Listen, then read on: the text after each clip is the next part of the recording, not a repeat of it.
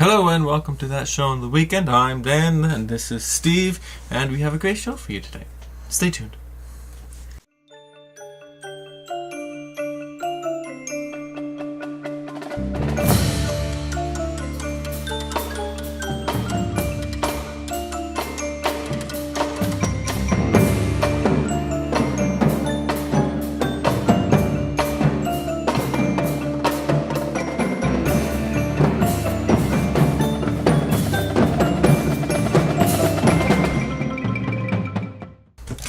Our first topic is ISPs being able to sell your data. The big thing. Yes, the big thing. The big, all-encompassing thing of your privacy and the internet. Yes. So, we're going to talk a little about internet's privacy and security and what you can do to help yourself. That is correct. Now, the go-to for most people for these situations is getting a hold of an a VPN service, and there's a lot of them. Now, which VPN you go to is important. If they are within the US, they are subjected to the same laws as the ISPs in the US, so that's garbage. Right. And you really don't want that. Canada and Mexico, also slightly dubious. Just because of how companies work within the North America. So then you're left with Europe, specifically the Norwegian or the Scandinavian countries, Norway, Sweden, Finland, Switzerland, Yep. Who is the neutral, and SeaWorld.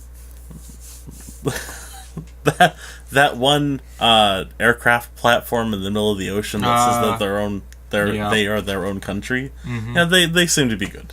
Yep. Now, of course, which one to use? Should I use this one over this one? There are hundreds and hundreds and hundreds of people that review VPNs. That is correct.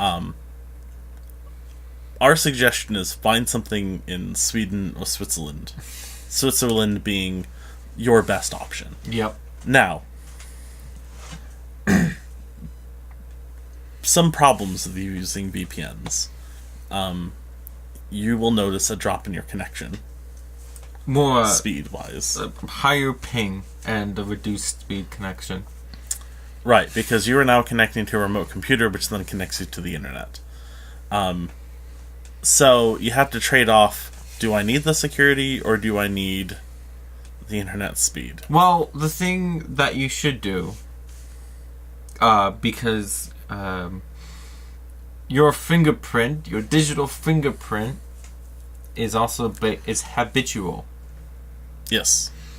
So don't have the VPN on all the time.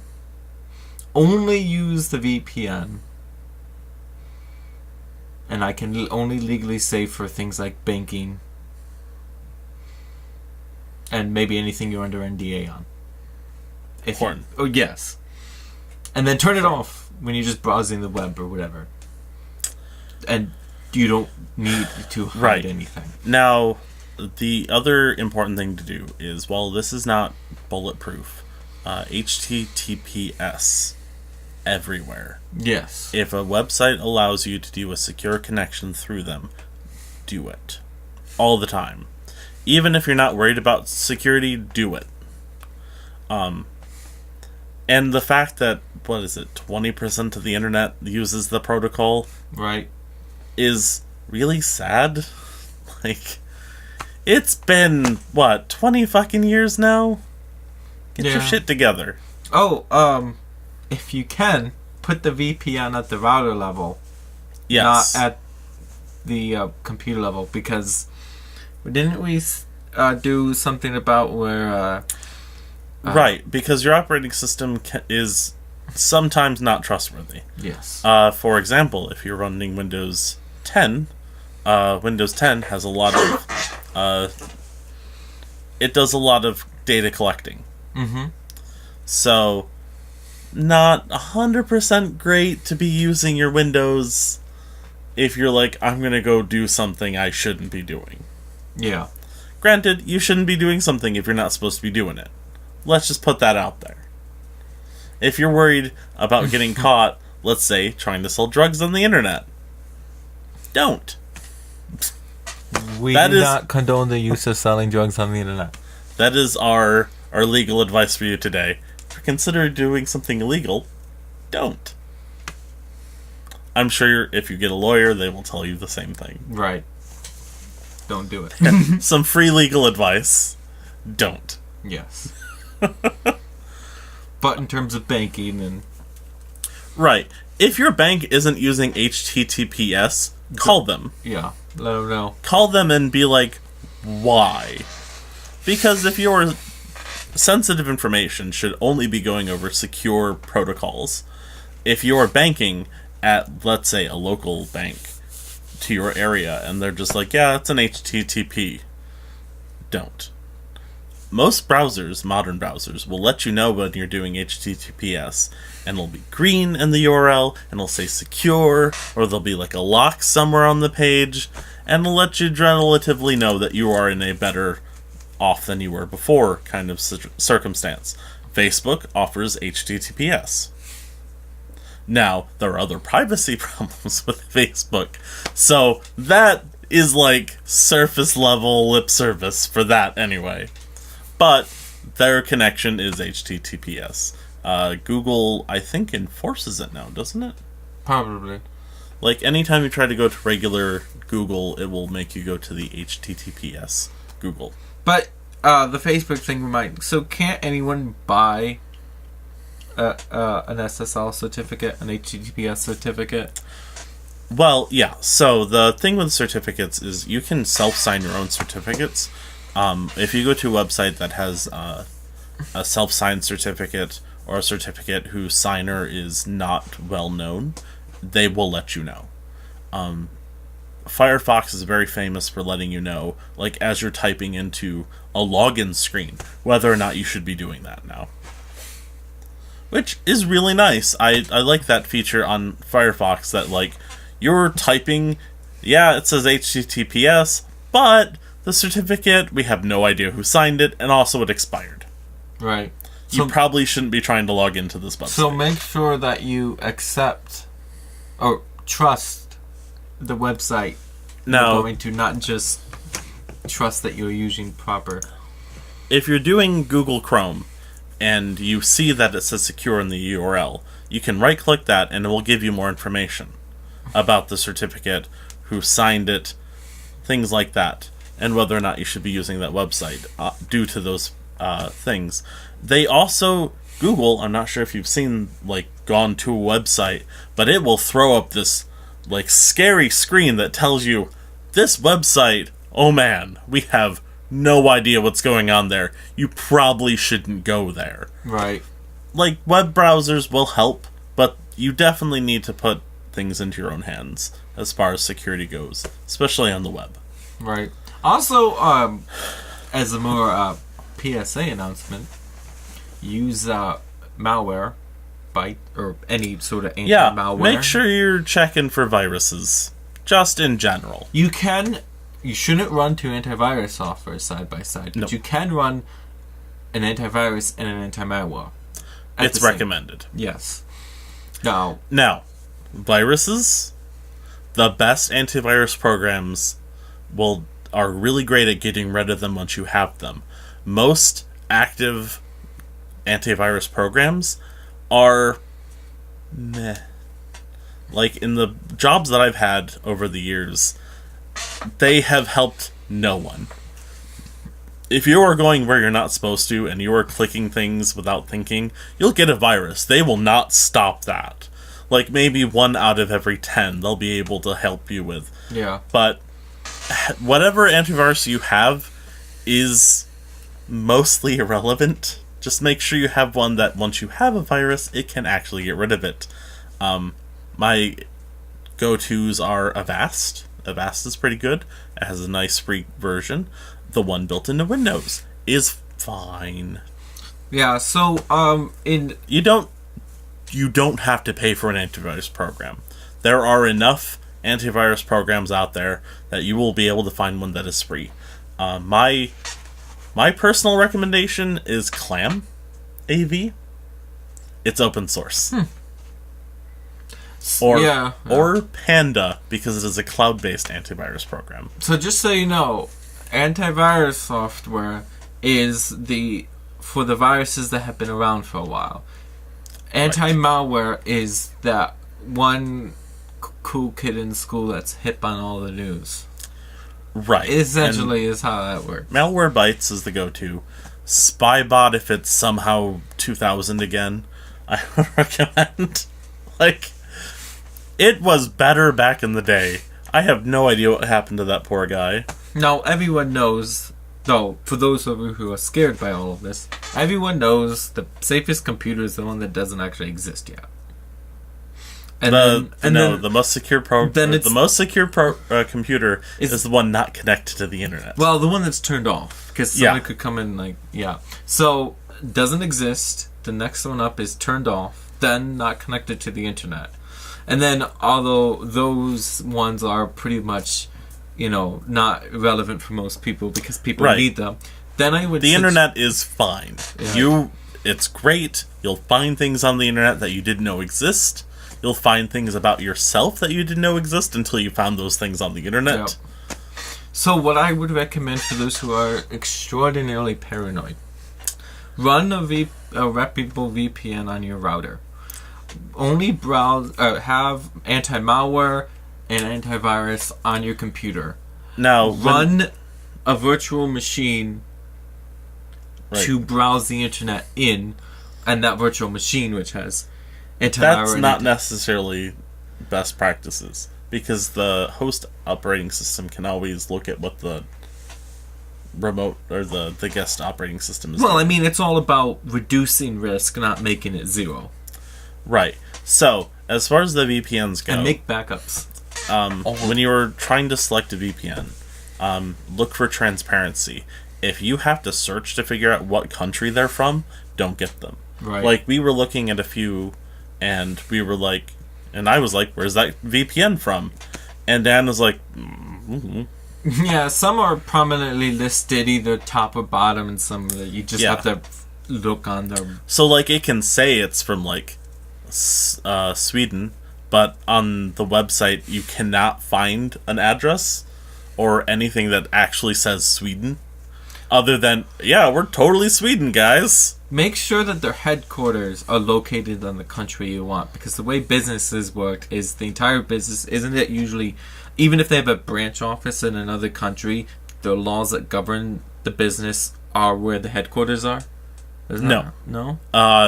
So, for example, if you have a VPN that's out of Sweden, and you're connecting to a server that's in the US, the server in the US is still subjected to US laws. Even if the parent company isn't. Now, if the server you connect to in the US then connects to that other one, you're fine. Maybe. It's dubious. I wouldn't recommend. So, now, you want the parent company and the server you're connecting to be both in a trusted country. As far as actually connecting to the VPN, it is operating system dependent. Windows generally has a way of setting up a VPN connection through the network properties. Any place you sign up for a VPN will generally tell you then how to set it up. And it does take a little bit of technical know-how to do. So this isn't something you're going to pick up if you have no idea how even to find your network adapter properties. If that's above what you know, this may not be for you. Yeah. Just go to the library. Yeah, go to the library. Use their internet. Now there is another option. And this is going to be taken with a grain of salt. There is Tor. Now, Tor, which stands for the Onion Router, it's well known. It was developed by the U.S. government. It's now its own thing. It has its own browser, so you don't have to worry about anything other than launching the browser.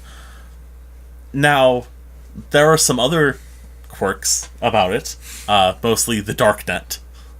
Yeah. So, while you can just use it without ever knowing what the darknet is, do know that there are certain things that you can get really in trouble with if you are using Tor and have no idea what you're doing. Definitely not recommended for beginners. The mindset of the U.S. government towards Tor is that if you aren't doing anything wrong, then why you're hiding what you're doing. Right. And it is... Yeah. It's not illegal to use. But they certainly try to treat it like it is. Right. They will treat it like that. And if you're not doing anything wrong with it, you're fine. It does, however, also get around, inner office firewalls, I found out. If you have a Sonic wall, for example, that has, internet filtering on it, it'll go right through that. Now, granted, browsing on Tor it's like dial-up. It is so slow. Yeah. Oh god. You are not going to do anything in your 30-minute lunch break on Tor, let me tell you. You maybe can see a page on Tumblr, if that's what you're really going for.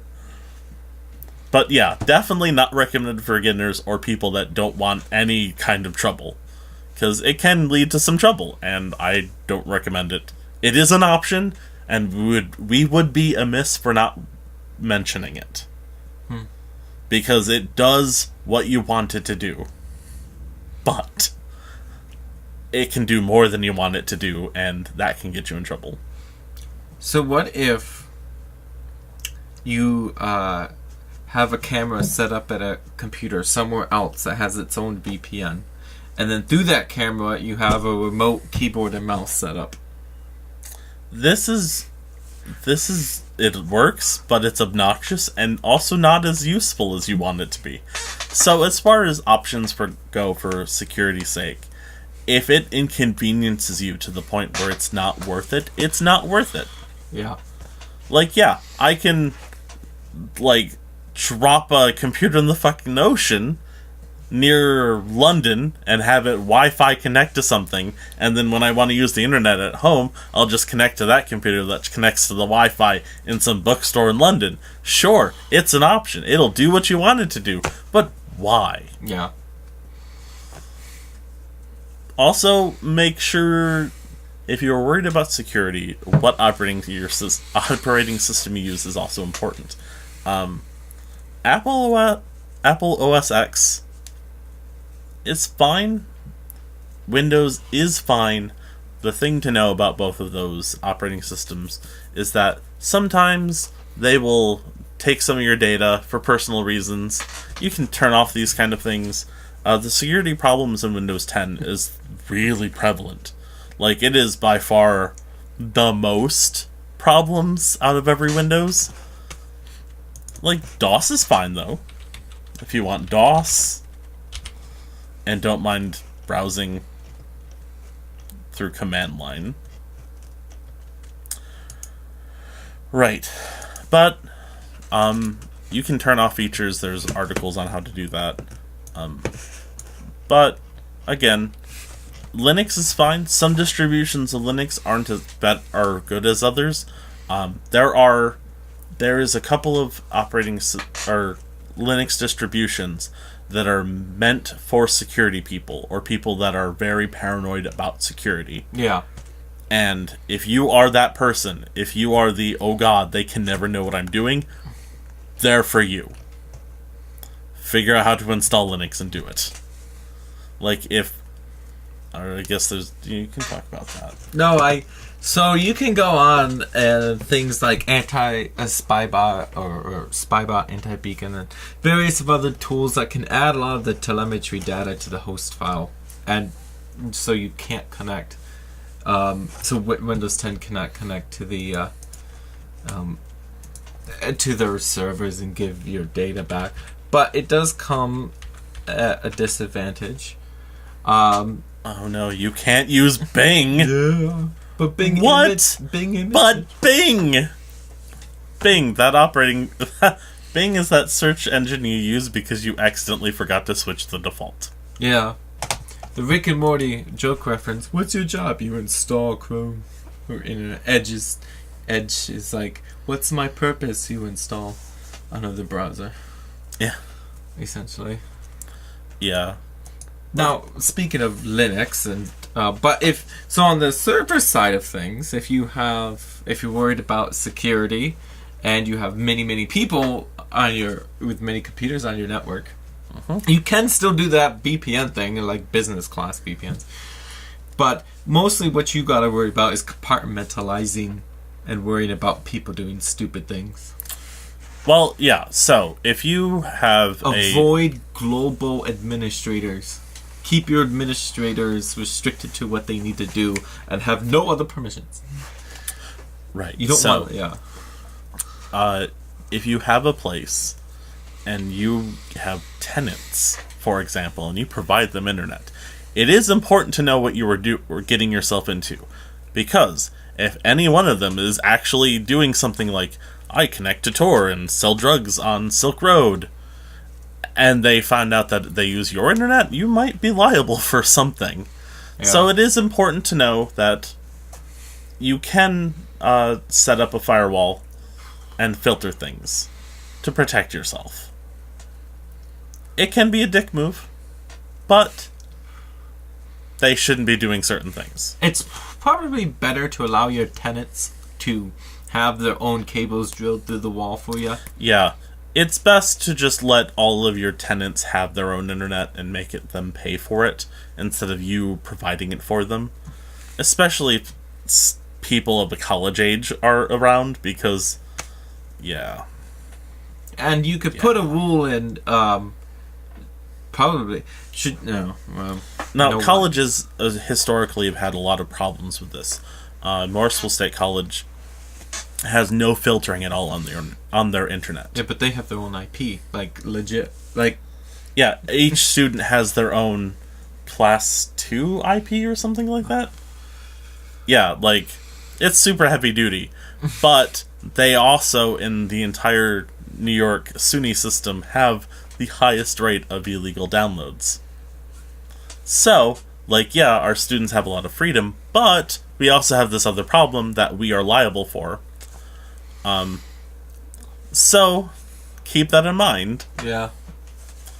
Like, you can filter people's stuff, but at the same time, they're adults. You should treat them as. Mm-hmm.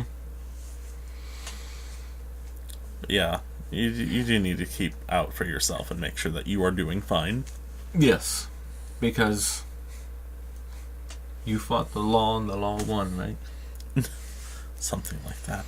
It does feel like that more and more, doesn't it? You hear stories of this in huge power, the powers that be. Well, the problem is, as far as this latest ruling goes, the FCC, it's very weird because some of their powers are given to them through, they're given to them as what is it called? Executive orders. Like, sometimes the FCC's powers are given through executive orders, sometimes they're given to them through the bills. Mm-hmm. But it's a problem because sometimes another president can come in and be like, no, I'm just going to repeal that executive order because I can, and now they can't do this. Or this person was appointed for this during this president, so I'm going to unappoint them. Like, the problem is the governing body has a lot of problems. And things like this can come up, where they're just like, yeah, here you go, ISPs, the FCC can't stop you anymore. Buy and sell information. See if we care. Also, as a side note, did you see how much some of those people took as campaign contributions before they said yes? Like, some people really lowballed. Like, there's some guy in Arizona that was like, yeah, $1,000, sure, okay, I'll vote yes. Like, and then some people held out to like $600,000. So, yeah, I guess some people's morals are really affordable. Yeah.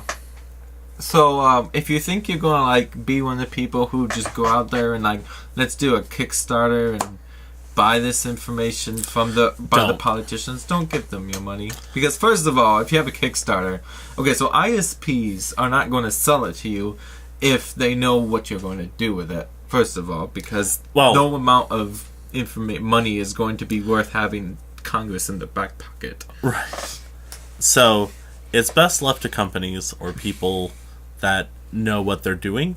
Like, if I set up a Kickstarter and I got this money, I would have no idea what to do with it. Now, the Cards Against Humanity guy, he seems to know what he's doing. And he also said he would foot the bill. He will find out how to do it, he will pay whatever he needs to, and he will get the information he needs. So VHS tapes has a lot of protections on it because a few intrepid reporters discovered the viewing habits of some politicians back in the day. And that was like, porn, right? And it wasn't illegal, but it was embarrassing, right? So all these VHS records are highly protected. Now, we just need to make sure that the same thing can happen, but for technologies of the modern era, and then all of a sudden we'll see privacy come back. The thing is, the most important thing to know as far as legislation goes is, like, yes, this happened, but before people are able to do the buying and selling of people's information, there's a grace period whenever these kind of things happen. Like, yes, this law passed, but it doesn't take into effect right away, and when it does, the internet service providers have to determine how much they're willing to do. And then it'll get terrible after that. Maybe. Who knows?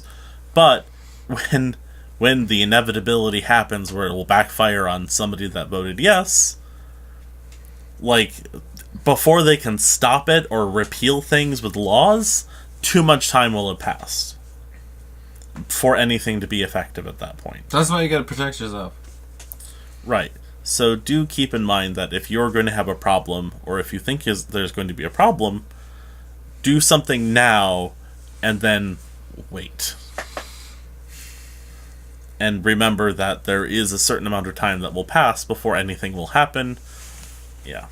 So I was thinking about ways of, philosophically, if you had a system that was rotten to its core, to its foundation, how do you manipulate that system to become clean again if it's so rotten that anything you do would automatically... Well, I have an answer. Okay. Okay.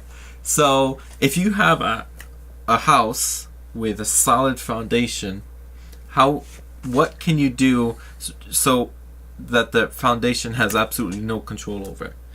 If you can affect the system outside the foundation that this rotten system rests upon, you go one layer deep.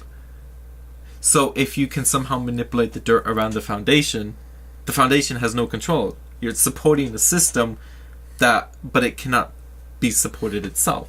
I think this analogy has gotten away from you. No, I'm serious. It makes sense. You affect the system you have to affect the system outside the system. The system that the system fits into. You have to manipulate so the system that you're trying to affect cannot function correctly, and then it falls apart. And then you can replace it. No, that's not going to happen. By manipulating the outer system, you can affect the inner system. No. So the thing to know is trust me, it works. The passing of this bill was very close. There needed to have been, I think, 2 more votes on the no in order for it to not pass, and we were close to that. There were enough people that were going to say yes voted no because people called in, sent emails. People actually contacted the representatives, which is, like, weird. I know. But, you can do that.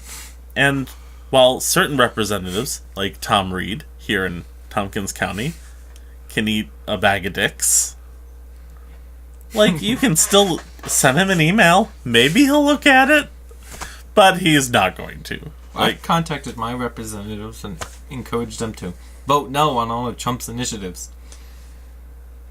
Yeah, you need to be a little bit more specific. People are easily confused nowadays. But yeah, also, vote. Like, it's cliche, but it works. Yeah. There are 2 things the elderly love to do. Or 2 things the elderly absolutely love, and it's coupons and voting. And collecting Social Security.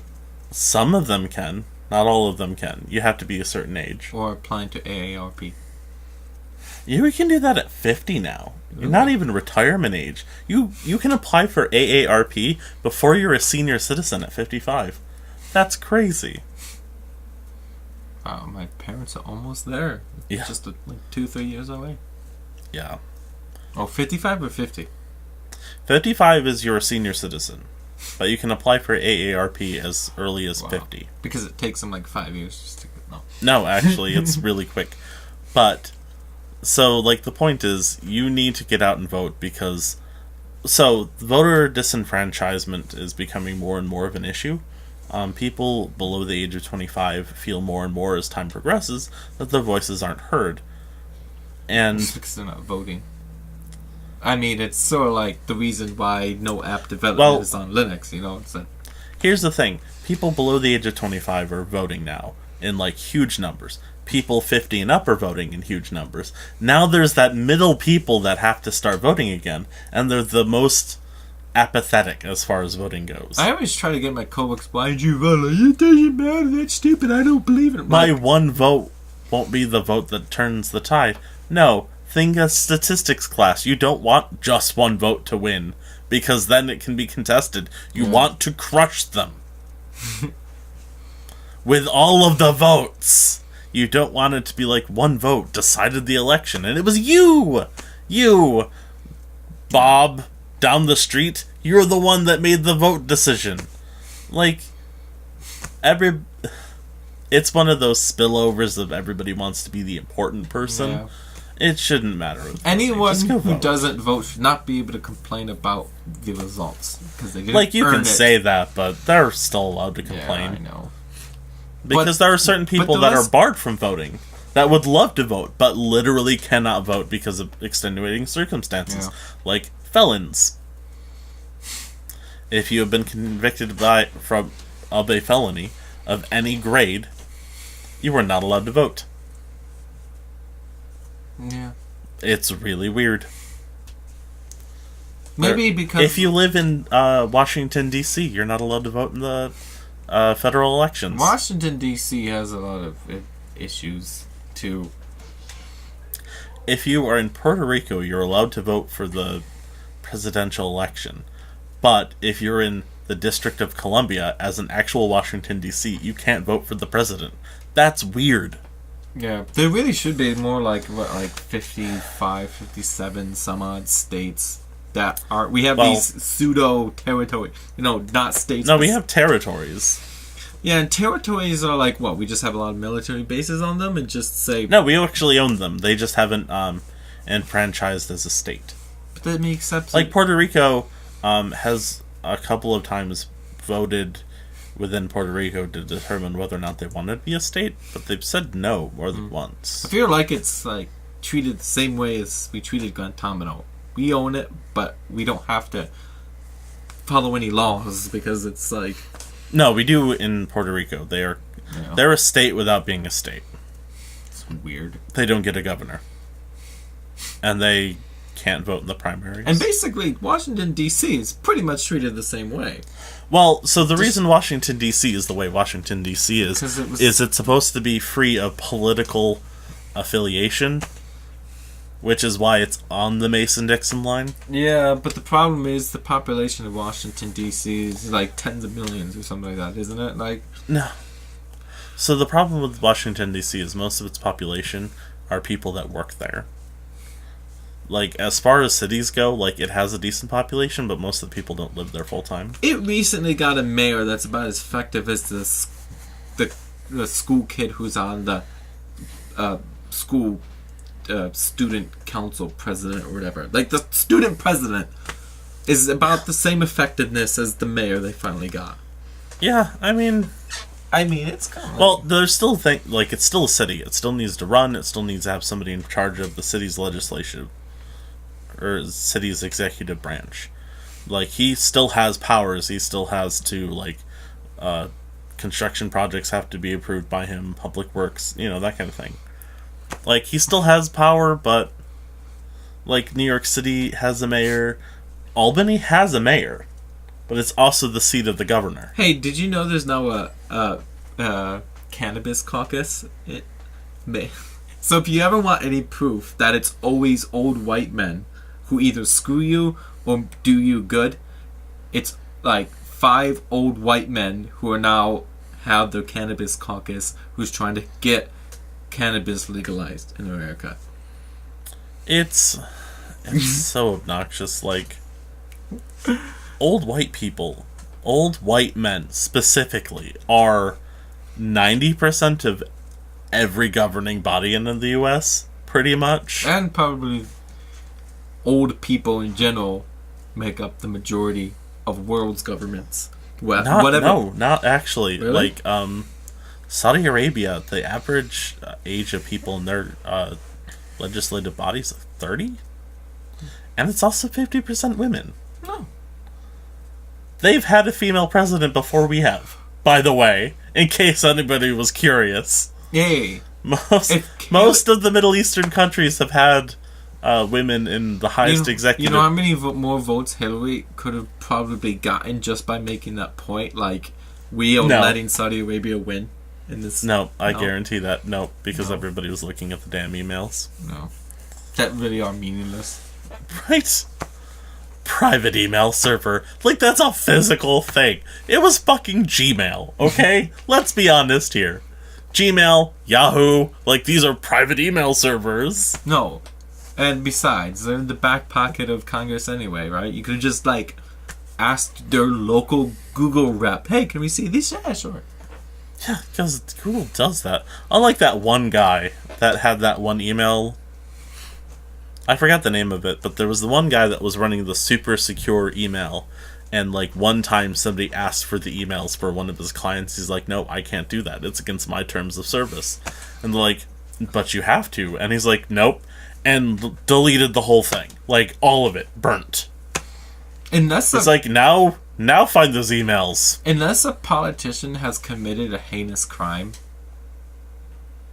or a crime that is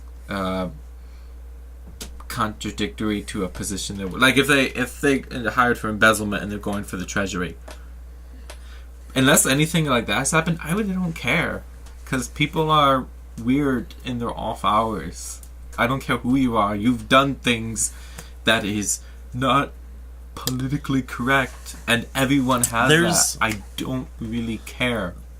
Cause, like, this goes a little bit past, like, politicians here. Like, everybody has a public and a private persona. Like, there's the you that I work with every day, and the me that you work with every day. But when I'm at home, I'm looking up things that are whatever relevant to me that I just don't talk about at work because, you know, whatever. Doesn't matter. It's not pertinent at the time. This whole thing, like, you have to run for office, all of a sudden you have to be the most devout, religious, celibate, bigot, or not bigot, but you don't have to be old, like, and white and male. Oh, yes, that is that's it. If you're not, sometimes you'll be successful. Mm-hmm. But anyway, although Washington D.C.'s mayor, I forget her name, she's a woman and black. That's fun. Anyway, this is all really off topic. Well, none of this has anything to do with the VPN. Yeah. Well, actually, having the mayor, who I compared to being as effective as the school student president, I feel like, sure, you can have whatever mayor you want, and they elected the progressive lawyer, you know, or, you know, women, black, you know, power, and then they give her effectively what Star Trek did with their first black, is made her in charge of the space telephone.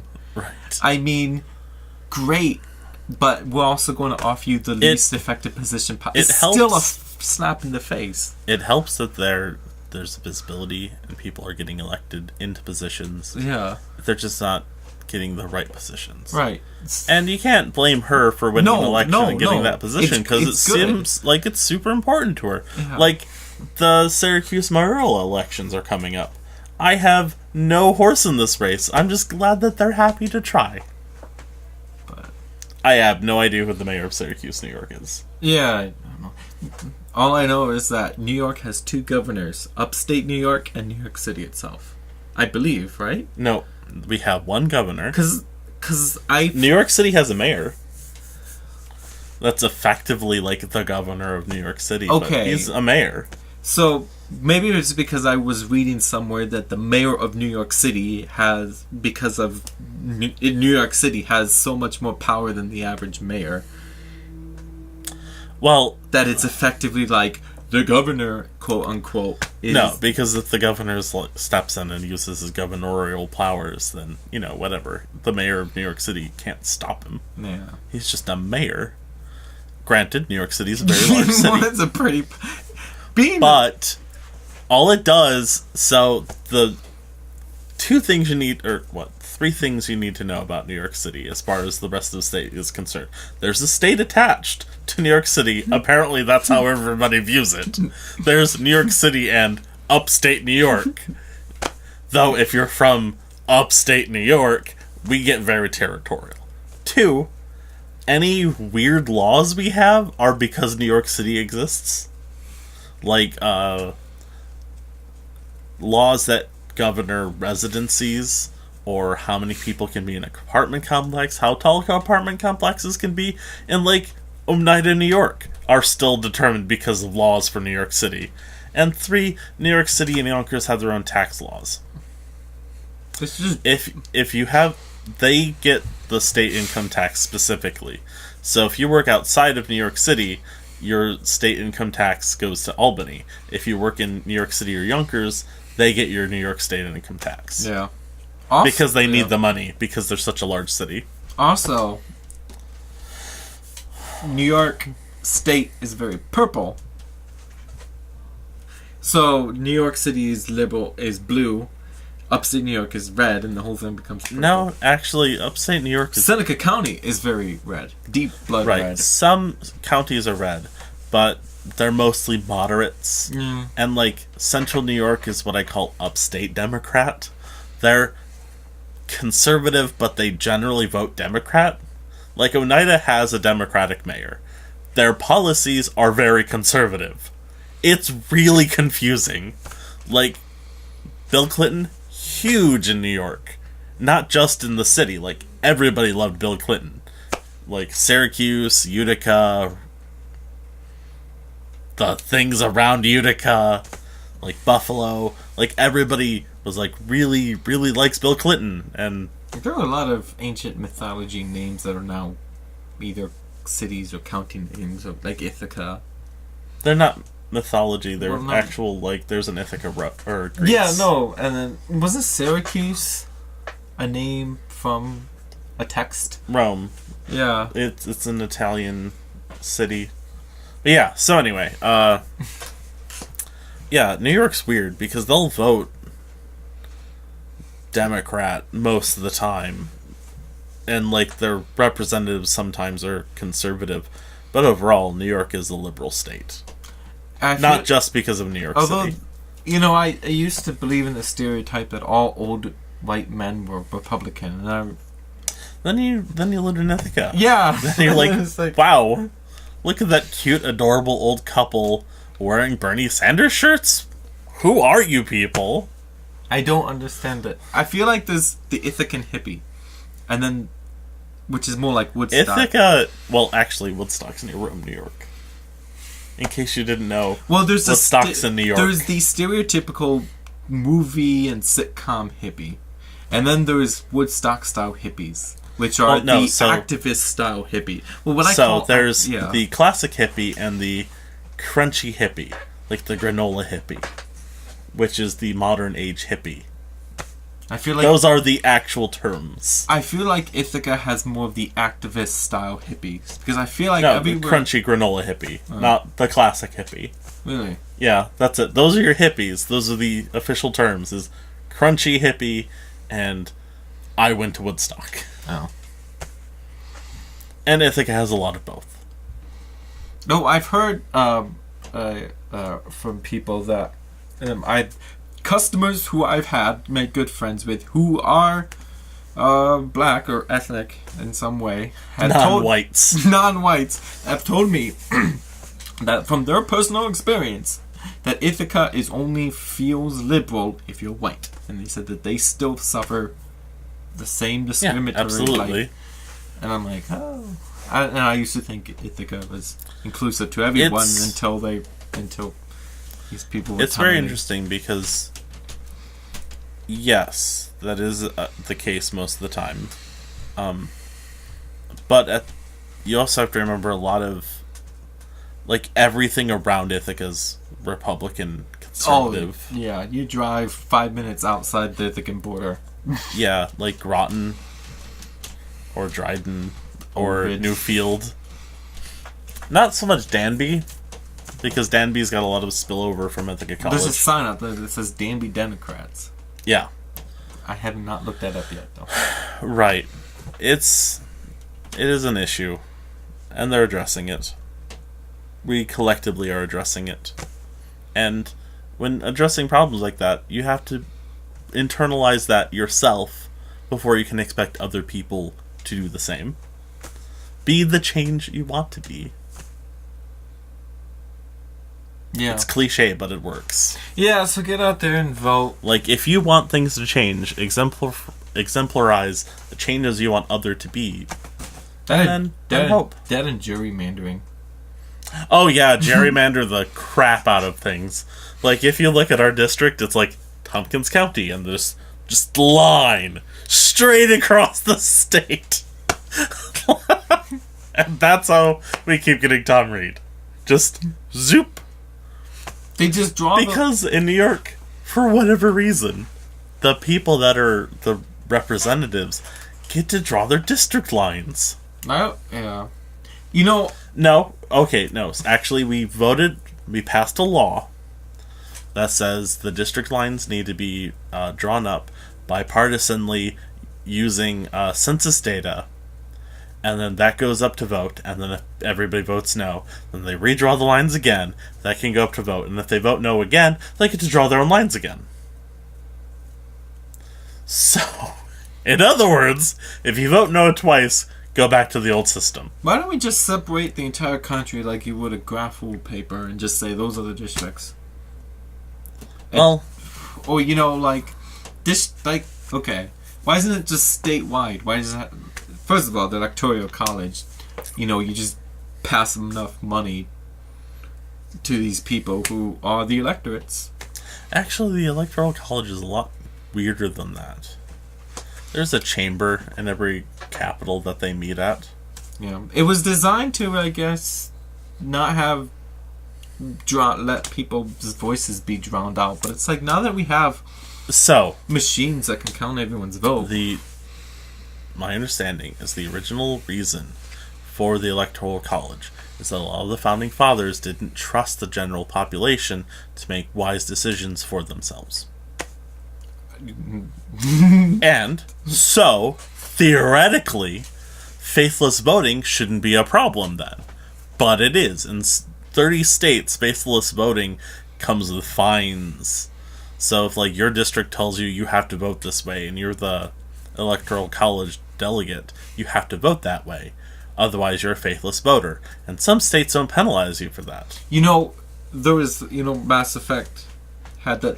There was a culture that said if these group of people ever voted a different way than the populace wanted to, they could get the vote, but they had to all step down. So it had to be something that you really believed in order to be faithless. Maybe something similar to that. Like, you can have your faithless vote, but it will cost you. Some states do require you to, step down. And then they'll vote the way you were supposed to do anyway. So, like, why are you even here? Right. So the Electoral College has mostly been neutered as far as that goes, because a lot of these states are like, you can't faithless vote anyway. So why still have it? Oh, well, because then only a few major cities will be in the ones... That's how population density works. Just throwing that out there. Yeah. A few major cities will be where most of the votes come from, because that's where the people live. I'm sorry, Barbara in frickin' Iowa in the middle of a cornfield. I'm sorry. Mm-hmm. But that's just where the people live. Yeah, and just because you have a high density city doesn't mean it's either progressive. Right. It doesn't mean the whole city is going to have to agree. Yeah. That's the other thing. Like, a lot of people are like, well, the whole city will just vote one way. Like, no, each person in that city will still get to vote. Like, they don't all have to collectively agree and then vote, which is how the freaking Electoral College works. Or some, like, the primaries themselves need work, too. Because some states still don't do primaries, they do caucuses, and then they do open caucuses, where you literally just go to the local town hall, and somebody's like, okay, if you want this guy, raise your hand. Okay, now the next guy. Okay, I'll pass that along. Like, what? There are countries out there, I forget which ones, but it was goodness. like their election season is like a week long. Like, you can only start saying your speech at the beginning of the week. By the end of the week, everyone votes. And they say it cuts down on confusion because you don't have time to try to trick the American people if you only have a week to... Like, or not Canada has more than two parties. And they're doing great. I say for the presidential election, popular vote, no electoral college. I mean, that's the only time the Electoral College matters. That's the only time the Electoral College is a thing, is during presidential elections. Yeah, but it's so corrupt now that... It isn't that it's corrupt. It's just, it's a weird frickin' system. And instead of trying to get the votes, you just game the system. That's why a few states decide the election. Well, I mean, because they're the ones who will have the electoral votes that will swing the election, like Florida. Like, I'm so sick of Florida being a thing. I'm sick of Florida. Period. The end. Sorry if you live there. And if you have popular vote, there's no way to game that. No. You can't. You have to appeal to everybody at the same time. Instead of, I'm going to, Indiana, Ohio, and Florida. Yeah, like, I think someone did a statistic, like, you really only had to pay attention to, like, 4 states, and the rest didn't matter. Yeah, and that's what they do. Yeah. That's why there is hardly ever... Whenever I hear news stories about, the entire TV shows are just pure ads, I'm like, it never happens in New York. It's because we're not important enough. Right. To have ads spending. If you're in a state that does not get blasted by ads... You're not the important states. Yeah, you're not important enough in the eyes of the people trying to get elected. The reason some of those states are important is because most states are all or nothing. Like New York. If you win the majority of the electoral votes in New York, you get all of them. And Ohio can do split. Like, you don't have to win all of them to get Ohio. So they can split it up. And... like, the fact that nobody can agree on a system, like, come on, guys. I mean, we're not it's been, 200 years? We should figure this out. It's not really a democracy anymore. It's a constitutional republic. Yeah, well, it's always been a constitutional republic. Yeah, but, the idea that it was ever a democracy in the first place. I mean, yes, and 2 democracies, I thought, don't really allow small voices to be heard. Yeah, they do. They do. Well, so the original democracy was Athens, Greece, where if there was a vote, you had to physically go there. And the reason we have a representative democracy is the fact that we don't want everybody in the entire United States to go to Washington, D.C. every time we have to vote. Although, that might be faster at this point. Oh, God. Although... aren't you allowed 3 minutes on some stand to give your opinion though? No. No, okay. You are given 2 hours on election day to go vote. Well, if you need to. But I thought there was something. No. But you can, as an American citizen, go to your representative and try to present a bill that they can decide if they want to push in their either state or. Yeah, and I can always tell you no because they're still a person. Yes. But the thing is, every time someone complains about, to me, personally... Now, granted, this does only work if your representative goes to their... So, all representatives, while they have an office in Washington, D.C., have an office within their districts back home. Tom Reed, our representative, has never... No, he's gone only recently, for the very first time, to his office here in Ithaca. So, if you were going to try to present him anything, that's never going to happen unless you're willing to go to Washington, D.C. So, there is also no laws that say they have to go to their actual office every once in a while. I've actually thought about presenting a bill about headlights at night. A standardization about brightness, how soft or how harsh it can be, and etc. Because driving at night when you have to deal with... Yeah, it's always those halogens. They were gonna pass a law in New York about that ages ago. They just were like, If you've made it this far, generally the audience retention is like 14%, 20%. Yeah. Generally at this point. But if you're still watching, get regular headlights. God damn it! I'm so sick of you and your halogen light bulbs. Call your representative to push the nice, soft, yellow, orangish lights, like some that aren't harshly bright. That's what stores generally don't carry them anymore.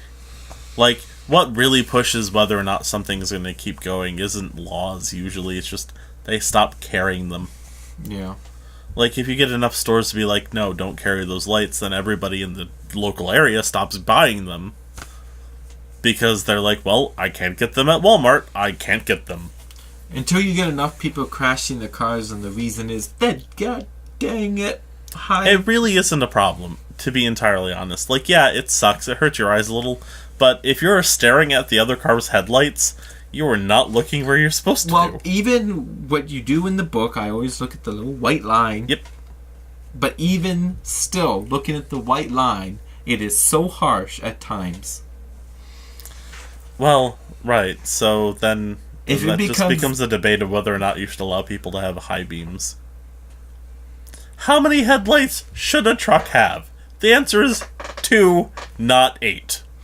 Just 8 headlights? Really? I think... Really? Wouldn't it be cool if we could have a sense like, my car's down here. Your headlights are right in my rear view.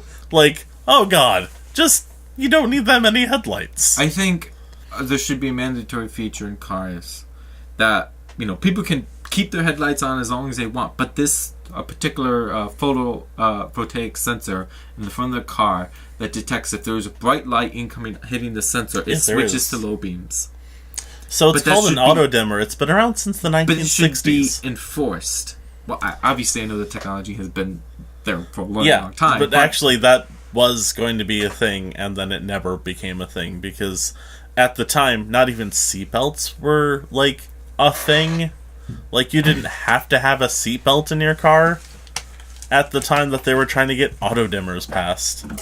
So that wasn't going to happen, and then everybody stopped caring. I do feel like, though, for new drivers, it could be a problem. A lot of newer cars have that feature. Like the Tesla has that built into it. I don't think people If you have 500,000 lying around and have a Tesla, good for you. Well, I think one of their goal is to become as affordable as buying a Honda or some sort of Buick or something like that. Yeah. And I think their most recent attempt was $35,000, which is your upper Jaguar or they're still not there yet. Although, that's the gap between $25,000 for whatever. Well, that's $35,000. First that's off, getting pretty close. That will be their compact version, which isn't out for another year. So it doesn't exist yet. Right now, the only options you have is the base starting model at $80,000. But it just shows you that if you want to be able to give the middle finger to oppressive laws and government, look how powerful you have to be just to have a chance at giving the middle finger and getting away with it. That's awful nihilist. I mean, or you could convince a very large amount of people. Go down to a local place that pissed you off and just knock over their trash can. Like, it's so cathartic. Just really stick it to the man. No. Old school, knock a trash can over, spray some spray paint. A march isn't a march until you interrupt a critical function to get your point across. I feel like protesting has either been coerced into being so peaceful that they're not really affecting anything. So you know, the Women's March was large, but I don't think there's been a lot that's come about from that. Because it hasn't affected any critical functions of the government. Like, you have to prevent people from being able to do things peacefully in order for them to actually care about it. I say you don't need to be peaceful. If you want to make a point, you knock something over, you set something on fire. You really, really, really do something. And I thank those people for doing that, because the consequences that will come to you from that are not one I'm willing to accept. But thank you for pushing the cause and getting more eyes on it. What? I'm just saying I'm not the kind of person who would risk the consequences of the law to make a point. But thank you for the people who do. Yeah. And that's our hour. Yep. Yay! So, we got an hour out of this. That's great. Thank you. And, thank you for watching. Hit subscribe, hit the like button. And if you're still around, write Fire Fire Bang Bang in the comments below. Or I can just look at the analytics. Either way, it doesn't matter. Alright. See you in the next episode. Bye for now. Thank you.